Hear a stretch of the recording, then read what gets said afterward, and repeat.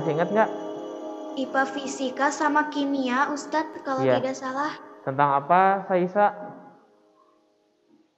Tentang pengukuran, Sip. seperti berat gitu, Ustadz. Ya. Oke, perlu dijelaskan terlebih dahulu ya mungkin supaya tidak bingung. Kalau mungkin di SD kalian belajar IPA, itu IPA aja gitu ya. Sebetulnya di SMP pun sama, harusnya IPA terpadu dalam artian nggak ada fisik, nggak dipisah gitu, fisika dan biologi. Tapi hasil evaluasi di Membawa Huda untuk tahun ajaran ini, materi pelajaran IPA itu dibagi dua. Yang pertama fisika, IPA fisika, itu yang kemarin sudah diajarkan oleh Bu Lucy ya. Tadi betul kata Saisa tentang pengukuran.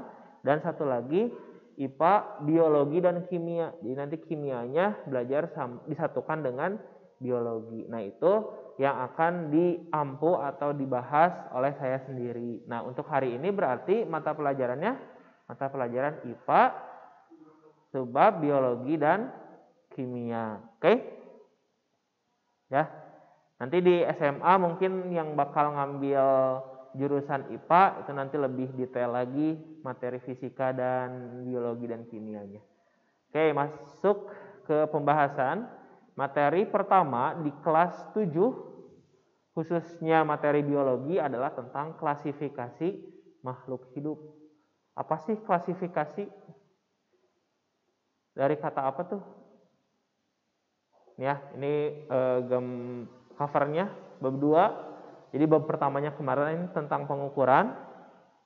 Ini masuk ke bab 2 itu tentang klasifikasi makhluk hidup. Ini ada peta konsep di sini.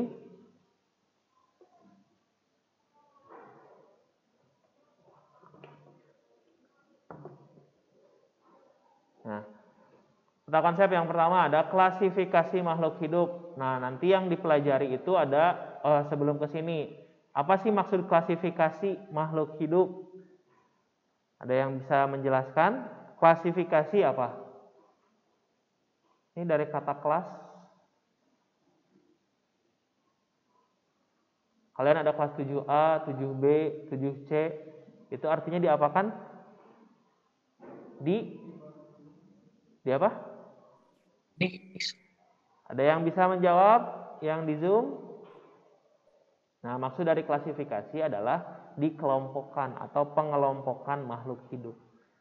Jadi, klasifikasi makhluk hidup adalah pengelompokan makhluk hidup berdasarkan apa sih? Nah, nanti kita pelajari, ada pembahasan yang lebih detail lagi. Jadi, secara umum materi ini belajar atau membahas mengenai pengelompokan makhluk hidup. Kenapa harimau tidak disandingkan dengan ikan? Kenapa coba? Yang paling gampangnya, kenapa harimau berbeda dengan ikan? Dilihat dari apanya? Dari ekosistemnya atau dari habitatnya, ya kan? Kalau harimau di mana tinggalnya? Di darat. Kalau ikan di air. Nah, itu salah satu contoh kecil dari klasifikasi. Apa saja yang bakal kalian pelajari di materi klasifikasi makhluk hidup? Nanti kalian bakal belajar sistem 5 kingdom. Kingdom ini artinya adalah kerajaan. Jadi ada 5 kerajaan dalam klasifikasi makhluk hidup. Apa aja 5 kerajaan itu? Yang pertama ada Monera. Monera itu nanti ya dilihatin gambarnya. Biar ada bayangan, Monera itu contohnya bakteri. Nah, jadi bakteri itu adalah makhluk hidup terkecil, ya. Kemudian nanti disambung sama protista. Protista contohnya jamur air atau jamur lendir dan jamur lendir ya. Terus fungi. Fungi itu nama lainnya jamur. Ini mah jamur air, dilihatnya harus dengan bantuan mikroskop. Kalau fungi ini jamur yang biasa kalian makan, jamur crispy ya, jamur merang, jamur kuping dan lain sebagainya. Terus yang keempat ada plante, dari kata plant. Apa? Tumbuhan. Tumbuhan juga nanti dibagi-bagi. Dan yang terakhir kingdom yang kompleks, yang paling sempurna mungkin ya, Ini adalah animalia dari bahasa animal. Apa artinya? Hewan. Nah, pertanyaannya manusia masuk kemana? Manusia makhluk hidup bukan? Tapi di sini masuk kemana kira-kira? Monera kah? Protista kah? Fungi kah? Plante kah? Animalia kah? Animalia ya. Jadi nanti manusia masuknya ke kingdom animalia. Oke, sampai situ ada yang ingin ditanyakan? Masih bisa dipahami ya. Kemudian selain dari sistem 5 kingdom, nanti kalian juga belajar tentang susunan takson. Takson itu urutan kesamaan dari yang paling umum. Dari yang tertinggi sampai ke yang terendah. Ini urutannya. Ini bahasa Indonesianya, yang sebelah kanan bahasa Latinnya. Kingdom yang paling besar atau yang paling umum ini ya kingdom nih. Monera, protista, fungi, plante, animalia. Terus nanti ada divisi, kemudian nanti ada kelas, nantilah dicontohinnya ya. Ada ordo, ada famili, ada genus, dan ada spesies. Kalian di tingkat SMP hanya perlu tahu tentang genus, spesies, dan kingdomnya saja. Nanti sisa yang ini itu dibahas di SMA materi biologi. Oke, sampai situ ada yang ingin ditanyakan lagi? Cukup? Oke, lanjut ya. Nah, kenapa sih perlu ada klasifikasi makhluk hidup? Kebayangkan makhluk hidup di dunia ini memiliki keragaman bentuk, ukuran, habitat, atau tingkah laku. Kebayang kalau tidak ada klasifikasi, kita bingung ngebedainnya. Apa ya bedanya gajah sama semut misalkan? Disatuin nggak ya? Mereka berkerabat dekat atau enggak ya? Apa sih kesamaan antara pohon jati sama pohon cabe? Sama-sama pohon loh. Tapi kenapa ya tingginya berbeda? Pohon cabe mah kecil, pohon jati mah tinggi menjulang. Nah, makanya dibutuhkan klasifikasi makhluk hidup. Klasifikasi dilakukan untuk memudahkan untuk mempelajari makhluk hidup. Next. Siapa sih penggagas ilmu klasifikasi makhluk hidup itu? Nah, klasifikasi makhluk hidup pencetusnya adalah Bapak Carolus Linnaeus. Ya. Carolus Linnaeus ini yang menyarankan adanya pengklasifikasian atau pengelompokan makhluk hidup. Klasifikasi merupakan suatu cara yang sistematis dalam mempelajari objek dengan melihat, nah ini yang dilihat nih, persamaan dan perbedaannya. Contoh misalkan ini ada 5 orang santri yang ada di depan saya. Coba kalian klasifikasikan dari yang paling umum. Kira-kira apa? Dilihat dari apa dulu? Dari apa? Persamaannya apa? Hah?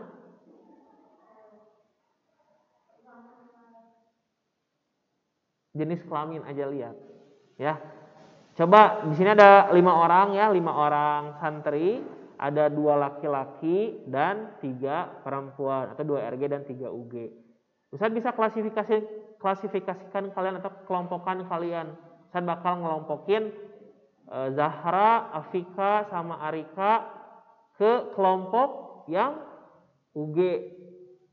Kemudian Ustaz bakal pisahkan juga Dimas sama Afgan ke kelompok yang RG. Nah itu contoh kecil, contoh sederhana dari pengklasifikasian. Dilihat dari persamaan tadi, persamaannya dari jenis kelamin. Terus bisa lagi setelah dipisah misalkan nih. Ustaz mau ngambil dulu nih yang RG, Dimas sama Afgan. Ustaz lihat dari apa ya kira-kira dari rambut deh misalkan. Rambut lurus dan rambut ikal misalkan. Yang rambut lurus siapa tuh? Afgan misalkan ya. Yang rambut lurusnya Afgan, yang rambut ikalnya Dimas misalkan. Nah nanti identifikasi dari Afgan adalah seorang laki-laki yang berambut lurus. Itu hasil klasifikasi. Sedangkan Dimas adalah seorang laki-laki yang berambut ikal, misalkan kayak gitu. Itu contoh sederhana dari pengklasifikasian makhluk hidup. Nah, ilmu tentang klasifikasi makhluk hidup itu disebut taksonomi. Ya, jadi kalau misalkan ditanya apa itu taksonomi, taksonomi adalah ilmu yang mempelajari tentang pengklasifikasian makhluk hidup. Ini tadi ya udah dijelasin. Bapak taksonominya adalah Carolus Linnaeus. Tahunnya 1707 sampai 1778. Tapi ilmu taksonominya masih digunakan sampai saat ini. Ada kemungkinan bisa berubah? Ada ya. Ilmu pengetahuan itu terus berkembang. Kalau misalkan kalian bisa menemukan sesuatu yang baru, itu bakal menjadi temuan yang luar biasa dan bisa digunakan untuk masa yang akan datang. Nah, oke, lanjut. Gimana sih cara pengklasifikasian makhluk hidup? Nah, ada tahapannya nih. Tahapannya ada 3. Ada 2 sebetulnya. Yang pertama, identifikasi dulu. Identifikasi ciri-ciri makhluk hidup. Contoh misalkan kucing punya ciri khas apa? Apa? Berbulu. Oke, kucing berbulu nih. Terus ini kelinci. Kelinci ciri telinga katanya. Burung dapat terbang. Dapat terbang. Ikan lumba-lumba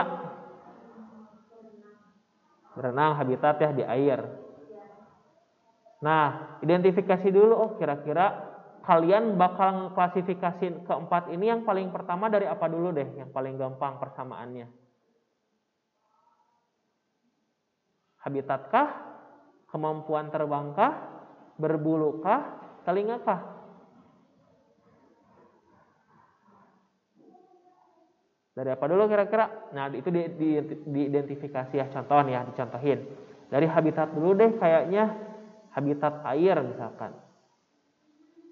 Habitat air itu, ini misalkan nomor 1, nomor 2, nomor 3. Yang habitatnya di air nomor berapa? Nomor 4 aja kan ya, udah nomor 4 udah, dia nggak akan diklasifikasiin lagi. Berarti sisa 1, 2, 3, apa yang menjadi pembeda dari 3 makhluk hidup ini? Yang pertama apa dulu? Bisa terbang, berarti habitatnya apa? Di udara misalkan ya. Sekarang yang kedua, habitatnya udara. Hewan nomor 1 dan 2. 3. Coret ya, berarti tinggal sisa 2 nih. Kucing sama kelinci. Kira-kira kita bakal klasifikasikan keduanya dari apanya nih? Coba tadi kata Arika, kelinci punya telinga. Kucing juga punya telinga nggak sih? Daun telinga maksudnya. Punya daun telinga kan? Nah, kira-kira yang membedakan apa? Bentuk telinga sama kelinci lebih panjang. Ukurannya mungkin ya. Ukuran daun telinga dari kedua hewan ini. Bisa kayak gitu. Itu secara fisiknya ya, nanti secara anatominya bisa lebih dalam lagi. Tadi itu apa? Ukuran telinga, ukuran panjang. Kalau ukuran panjang hewan nomor 2 ya. Kalau ukurannya pendek hewan nomor 1. Ya gitulah contohnya. Contoh secara mudahnya. Yang kedua tadi pengelompokan berdasarkan persamaan yang ditemukan. Tadi ya udah nyari persamaan-persamaannya. Terus yang ketiga, kalau dalam satu kelompok ditemukan perbedaan, maka individu tersebut bisa dipisahkan dari kelompok. Tadi kan ada perbedaan ya. Ini habitat di air dipisahin, habitat di udara dipisahin. Ini daun telinganya panjang dipisahin, daun telinganya pendek dipisahin juga. Ada nggak sih selain kelinci yang punya daun telinga panjang? Ada nggak? Apa? Atau cuma kelinci aja? Apa? Keledai bisa ya dibantuin. Daun telinga pendek apakah kucing aja? Apa contohnya? Harimau daun telinganya pendek kan? Pendek tuh berarti kucing sama harimau tuh masih satu kerabat dekat. Nanti cari lagi perbedaannya. Kucing sama harimau bedanya apa? Kayak gitu. Itu contohnya ya. Ini tadi ya yang di awal ada urutan takson. Ilmunya namanya taksonomi, urutannya namanya takson. Nah, ini urutannya. Dari sini ya, kingdom 7 ada.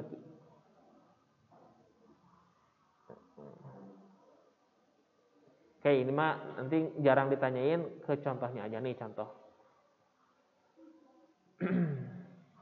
Buatlah urutan takson tumbuhan cempaka. Kalau kalian sering lihat Google atau misalkan ngetik bunga mawar di Google, nanti ini connect internet nggak, Van? Connect internet nggak? Coba ya contoh.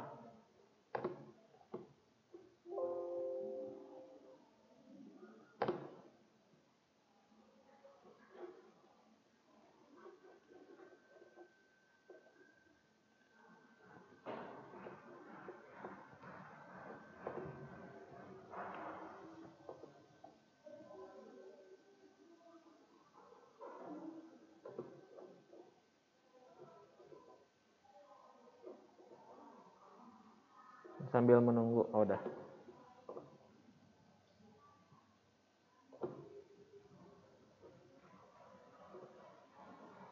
Misalkan ya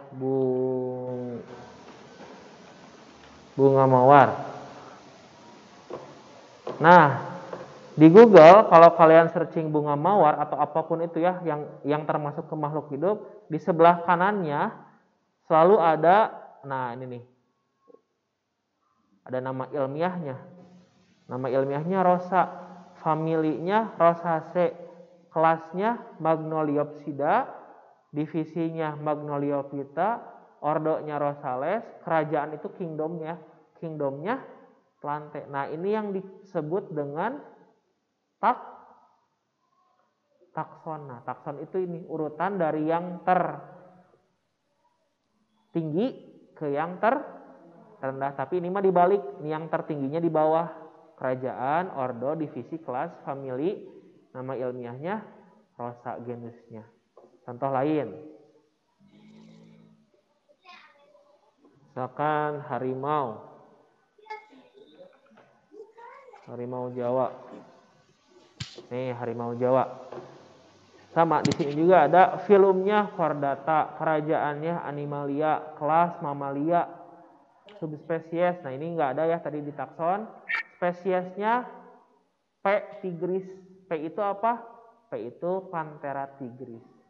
Nah, jadi nanti kalau kalian dikasih tugas, tinggal cari aja di sebelah kanannya, terus kalian tuliskan. Itu contoh dari pengklasifikasian makhluk hidup. Balik lagi ke materi.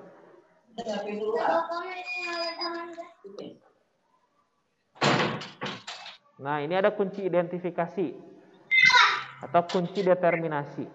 Kunci determinasi ini bisa digunakan untuk mengidentifikasi kelompok maupun organisme. Bisa banyak atau bisa satu-satu. Contohnya, poin 1.A. Apakah dia bertulang belakang? Kalau iya, bertulang belakang ini nomor 2. Oh, berarti ke arah 2. Dicek lagi, dia punya tulang belakang nih. Dicek lagi tubuhnya selalu basah atau enggak ya? Atau tubuhnya tidak selalu basah. Kalau tubuhnya selalu basah, lanjut ke nomor 3. Nah, nomor 3 ada pilihan lagi. Kulitnya bersisik atau enggak ya? Kalau misalkan kulitnya bersisik, dia termasuk golongan Piscesnya apa? Ikan.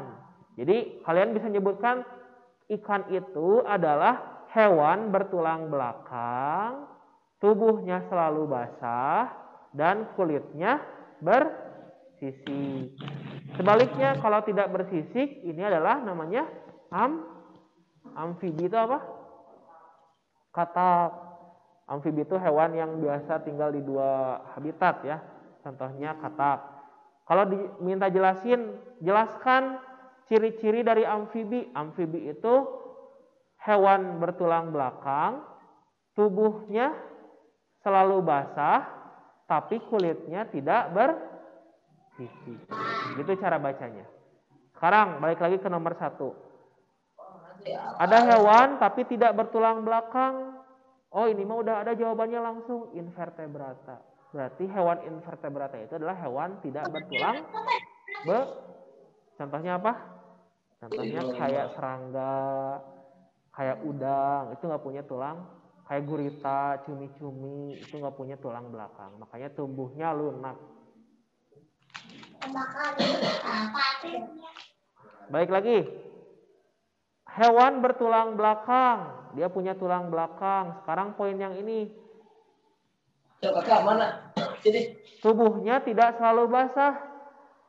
Tulang belakang nomor 2. Tubuhnya tidak selalu basah ke nomor 4. Nah, tinggal dilihat nomor 4-nya. Dia menyusui atau enggak? Kalau dia menyusui, berarti termasuk golongan ke mamalia. Mamalia itu dari bahasa mamae. Mamae itu kelenjar ya.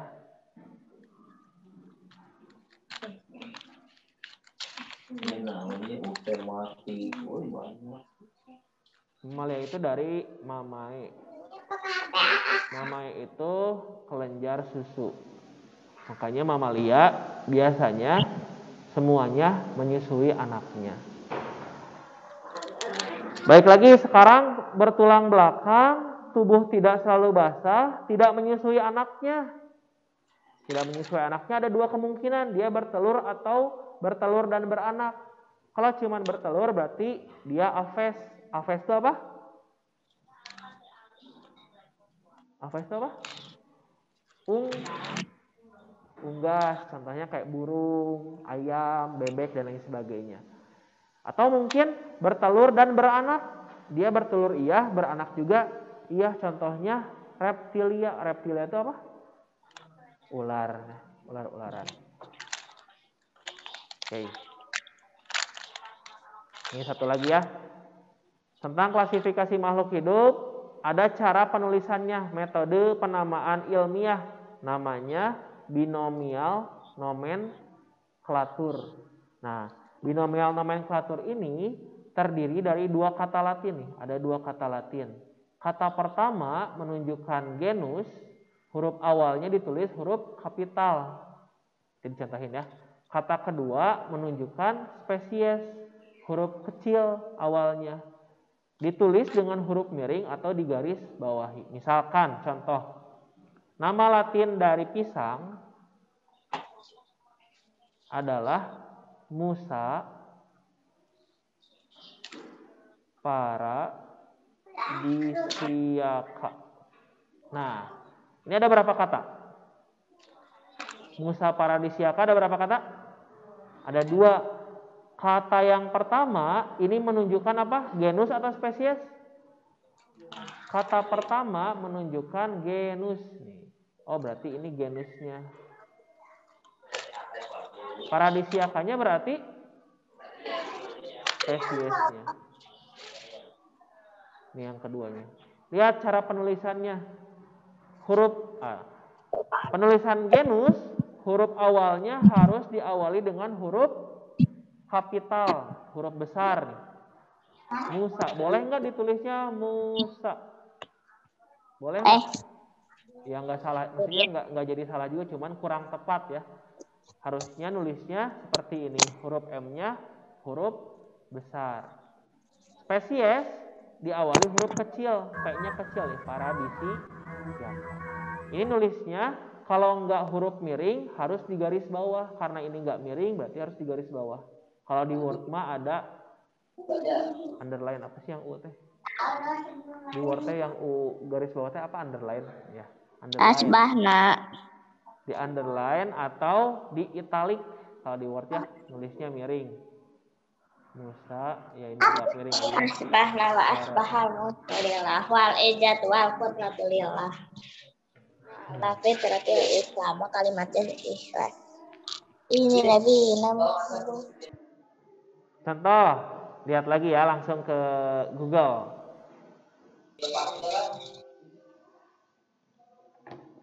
Contoh apa ya? Nih, ini betul salah cara penulisannya. Nama ilmiahnya Panthera tigris sondaika. Betul nggak? Betul ya, dari ada kurang tepatnya tapi Pantheranya huruf P-nya besar karena dia menunjukkan genus.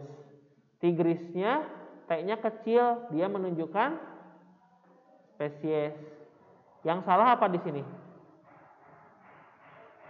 Hurufnya tidak dicetak miring atau tidak digaris bawahi. Ini biar lebih ke gambar ya. Ingat-ingat ya, harimau Jawa namanya Panthera tigris sondaika. Panthera tigris sondaika. Kita lihat harimau Sumatera. Nih, harimau Sumatera juga Panthera tigris tapi Sumatera bedanya cuma di akhir. Nah, yang akhir ini namanya subspesies. Contoh lain apa ya? Manusia ya. Nih, manusia nama ilmiahnya Homo sapiens. Ya di IPS belajar nanti. Homo sapiens.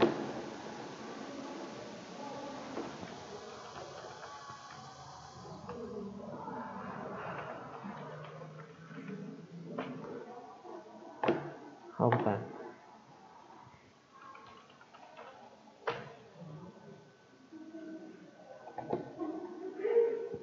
Ntar apa ya? Homo goril.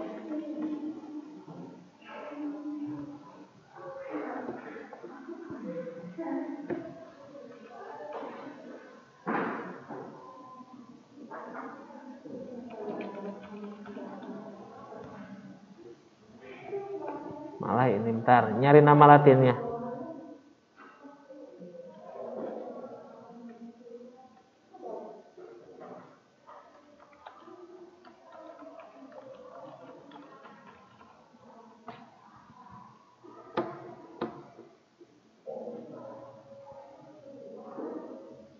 Oh, atau enggak jangan ini deh.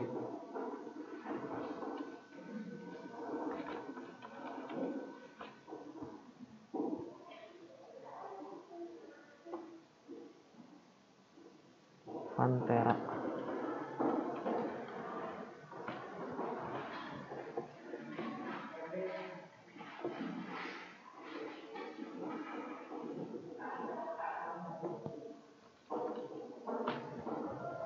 Nah, coba lihat ya.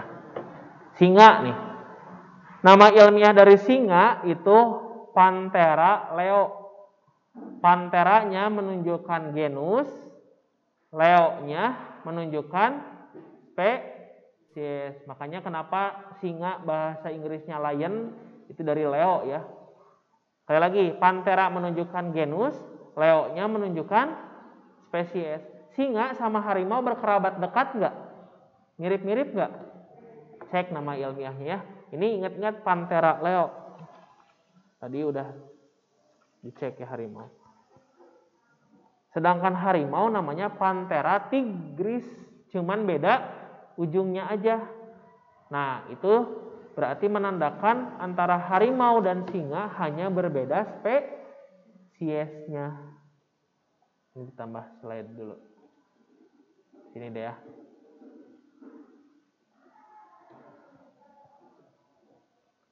Singa itu namanya Panthera leo, garis bawah ya. Sedangkan harimau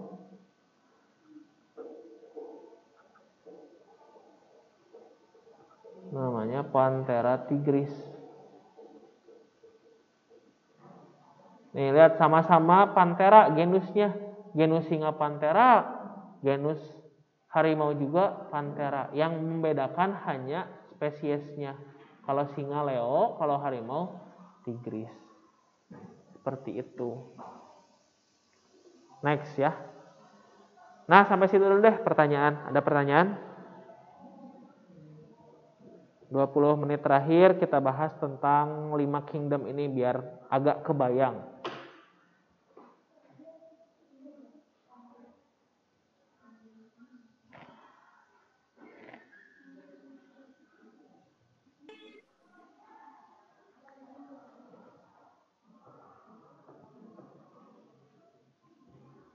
Silahkan ada yang mau ditanyakan atau dilanjut dulu ya, sambil dilanjut.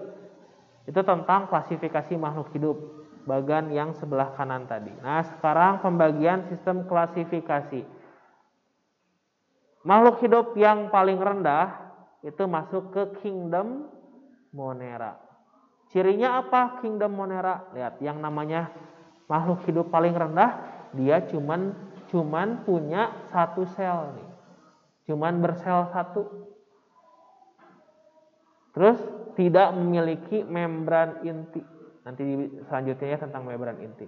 Dia nggak punya membran inti. Jadi semua kegiatannya tidak ada pelindung. Makanya bakteri cepat mati juga sebetulnya ya. Tapi cepat bereproduksi juga. Pada umumnya organisme ini berkembang biak dengan cara membelah diri.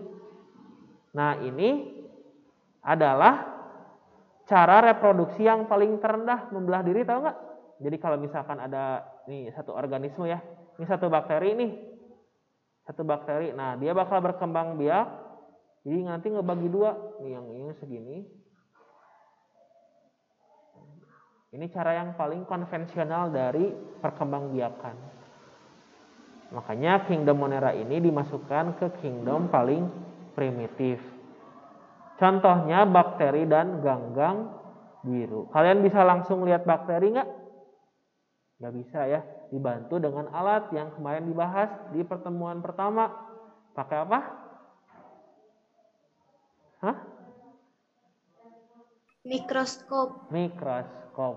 Ya, ada di sekolah pakai mikroskop ya. Nanti kalau bisa tatap muka langsung praktek mikroskop. Ini gambar dari bakteri. Contoh bakteri, tentunya ini hasil dari penglihatan dengan bantuan mikroskop. Ini juga sama ganggang biru. Ini biasanya di air-air kolam biasanya ada banyak. Kemudian yang kedua ada kingdom Protista. Nah, kalau kingdom Protista mah agak naik level nih. Kalau sebelumnya coba lihat ya, sebelumnya nggak punya membran inti. Nah, kalau Protista mah dia punya membran inti. Contohnya apa? Nih contohnya dibagi 3. Ada yang mirip hewan. Kenapa disebut mirip hewan? Karena ternyata Protista ini bisa bergerak. Bisa bergerak. Namanya protozoa nih yang kanan. Ini ada kaki-kakinya, dia bisa bergerak. Yang ini juga sebetulnya mah protozoa ya, Euglena. Kemudian yang kedua, Protista mirip tumbuhan. Kenapa disebut mirip tumbuhan? Karena punya kloroplas. Kloroplas itu apa sih? Kloroplas itu senyawa atau apa ya? Satuan terkecil dari klorofil yang menyebabkan dia berwarna hijau.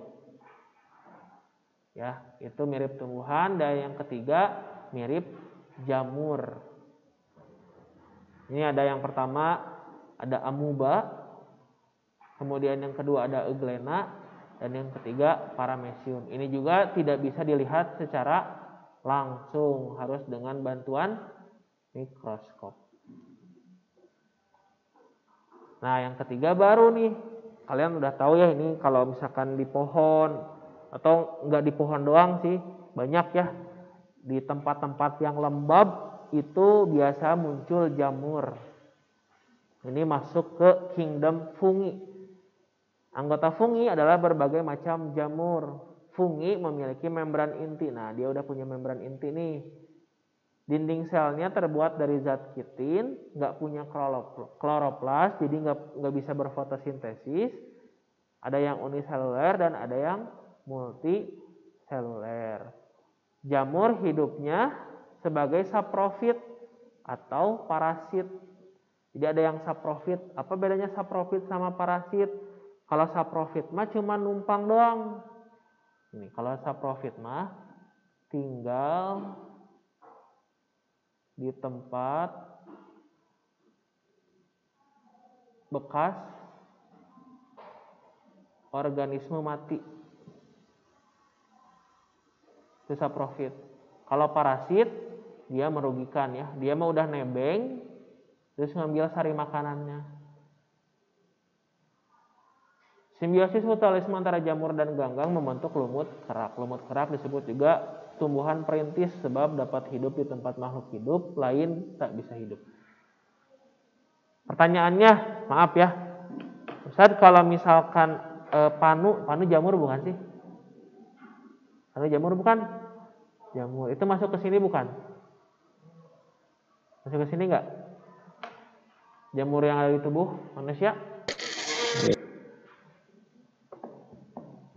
Termasuk ya, termasuk ke kingdom fungi, tapi yang sebagai parasitnya yang nempel di tubuh. Nanti pembahasan lebih lanjutnya di SMA. Nah, tumbuhan sekarang ya. Tumbuhan dibagi 3. Ada tumbuhan paku. Harusnya ya tumbuhan lumut, maaf. Tumbuhan lumut. Biasanya kalau misalkan kalian menemukan tempat-tempat yang basah, biasanya tuh di sekitaran bak mandi, itu biasanya muncul lumut. Nah, itu termasuk kingdom plante. Ini gambar-gambarnya ya, ada lumut markantia dan lumut anthoceros. Bedanya apa sih lumut dengan tumbuhan? Kalau lumut dia punya akar, punya batang, punya daun, tapi bukan sejati. Maksudnya apa bukan sejati nih? Kalau kalian lihat gambar ini, bisa nggak ngebedain mana batangnya, mana akarnya, mana daunnya? Nggak bisa ya. Nah, itu yang disebut dengan bukan sejati. Jadi belum bisa dipisah-pisahkan. Nah, bedanya sama paku, tumbuhan paku, nih, dia udah punya akar, batang, dan daun sejati. Jadi bisa dipisah-pisahkan akar, batang, dan daunnya. Nah, sedangkan yang tumbuhan berbiji ini lebih kompleks lagi. Ada tumbuhan biji terbuka, ada tumbuhan biji tertutup. Tumbuhan biji terbuka contohnya, ini nggak ada contohnya ya. Cacing ya.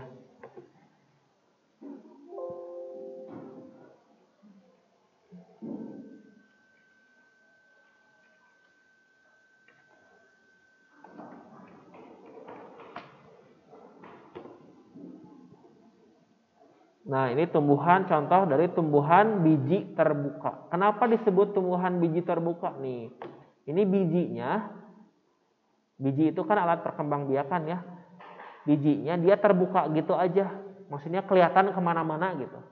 Ini termasuk dari tumbuhan biji terbuka. Kalau biji tertutup kayak apa? Mangga aja ya, paling gampang. Mangga. Ini buahnya kelihatan nggak bijinya? Enggak kan, kenapa? Karena dia ditutupi sama daging buah. Akhirnya dia masuk ke tumbuhan biji tertutup. Contoh kecilnya.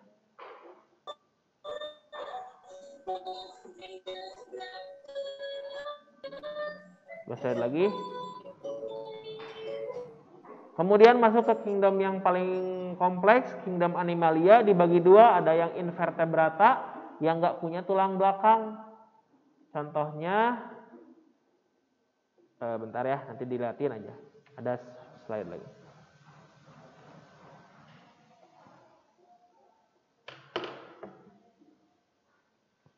Bisa connect WhatsApp ya?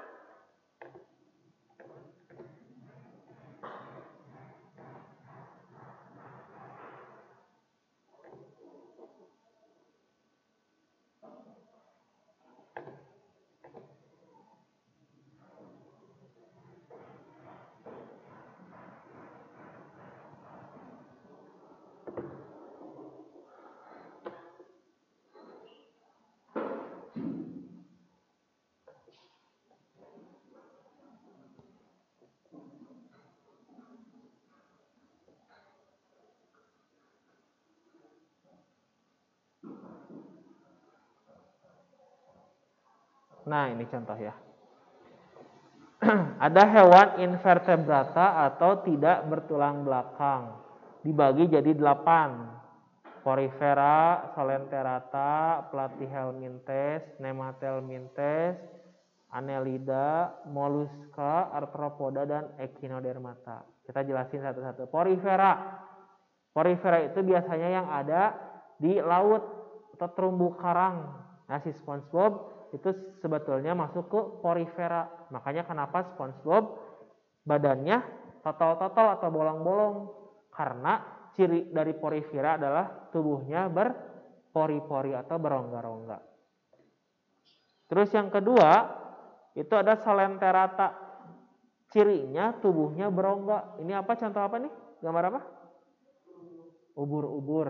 Nah, ubur-ubur dia termasuk ke hewan invertebrata. Terus ada yang ketiga, ada Platyhelminthes. Nah, Platyhelminthes ini contohnya cacing. Yang kiri mah namanya Bipalium. Kenapa Bipalium? Karena kepalanya kayak palu. Yang kanan ini cacing hati. Platyhelminthes biasanya ada di cacing di hati sapi. Makanya kalau kalian menemukan hati sapi yang banyak cacingnya, berarti itu tidak sehat. Nah, biasanya ada cacing ini nih, cacing Platyhelminthes. Terus yang keempat ada Nemathelminthes nih, yang kayak sistik. Kayak sistik ini biasanya ditemukan di usus babi. Nah, makanya kenapa ya salah satu Al-Quran mah udah paling benar aja. Makanya kenapa Al-Quran melarang makan daging babi. Karena ternyata dalam usus babi itu ada cacing nih. Cacing namanya Nemathelminthes yang berbahaya buat manusia ya.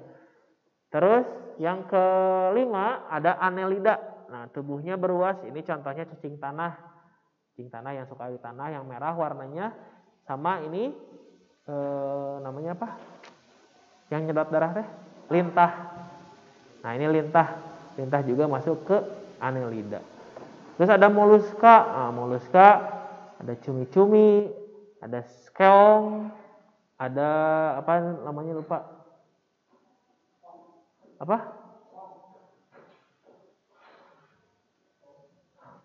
Ya itu lupa lagi. Apa lagi, Van? Ya itu pokoknya Mollusca, nanti cari lagi. Terus yang ketujuh ada Arthropoda. Arthropoda kakinya berbuku-buku. Contohnya kepiting, terus laba-laba, kalajengking ya. Kayak gitu. Dan yang terakhir Echinodermata. Ini si Patrick ya. Kenapa disebut Echinodermata? Cirinya dia punya tangan ya. Ini sebetulnya tangan bukan kaki. Semuanya tangan, jumlahnya 5. Itu hewan yang tidak bertulang belakang. Nah, yang kita ketahui atau yang biasa kita temukan itu adalah hewan bertulang belakang. Yang pertama ada Pisces, kemudian ada amfibi, ada reptil, ada aves, dan ada mamalia. Pisces itu mayoritas adalah ikan-ikanan. Amfibi itu katak dan kodok. Bedanya katak dan kodok apa? Mana yang katak, mana yang kodok? Yang biru atau yang oranye? Katak. Katak yang mana? Yang oranye, yang biru kodok, betul. Biasanya katak itu badannya lebih ramping. Kalau kodok dia lebih gemuk. Terus reptil. Reptil contohnya ular, biawak, iguana, komodo ya dan lain sebagainya. Kemudian aves. Aves burung, unggas ya, bebek, ayam, dan lain sebagainya. Dan yang paling kompleks adalah mamalia. Mamalia itu termasuk manusia juga ya. Ini ada sugar glider ya. Terus ada kucing, ada apa nih? Lumba-lumba juga ya. Gitu paling. Untuk materi klasifikasi makhluk hidup, sekian yang bisa disampaikan. Silahkan, ada waktu 4 menit lagi. Barangkali ada yang ingin ditanyakan. Maaf, gambar tulisannya bisa diperkecil soalnya kurang jelas atau kepotong. Ya nanti di share aja. Filenya nanti bakal di share di Google Classroom. Silahkan. Silahkan, ada yang ingin ditanyakan, sisa 4 menit lagi. Kalau enggak direview ya. Tata cara penamaan klasifikasi ilmiah dinamakan apa? Cara menamakan makhluk hidup, oh itu dikasih tahu. Namanya apa? Klasifikasi. Nih, tata cara penamaan namanya ini binomial nomenklatur. Terus ada berapa kingdom?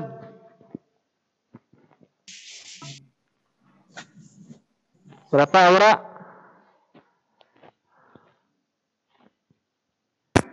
5. Iya, betul 5. Coba yang lain. Yang pertama kingdom apa?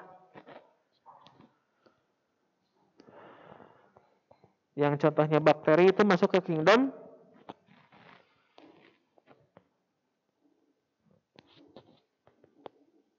ada yang bisa menjawab? Kingdom Monera. Yang kedua Protista, yang ketiga fungi, yang keempat plante, yang kelima animalia. Sok, apalagi yang ingin ditanyain? Bapak taksonomi kita. Siapa namanya? Bapak kecepatan yang ngejelasinnya. Bapak Carolus Linnaeus. Oke, kalau nggak ada yang ditanyakan berarti cukup sekian mungkin ya untuk pertemuan hari ini. Mudah-mudahan apa yang disampaikan bisa bermanfaat khususnya untuk saya pribadi dan umumnya untuk teman-teman semuanya. Untuk yang hadir di kelas ikutan YouTube ya. Dan YouTube untuk yang di Zoom silahkan untuk bisa berkegiatan lagi yang lainnya, tapi kita berdoa bareng-bareng dulu ya. Ditutup dengan doa subhanakallahumma rabbana wa bihamdika asyhadu an la ilaha illa anta astaghfiruka wa atubu ilaik. Assalamualaikum warahmatullahi wabarakatuh. Waalaikumsalam warahmatullahi wabarakatuh. Waalaikumsalam warahmatullahi wabarakatuh. Waalaikumsalam.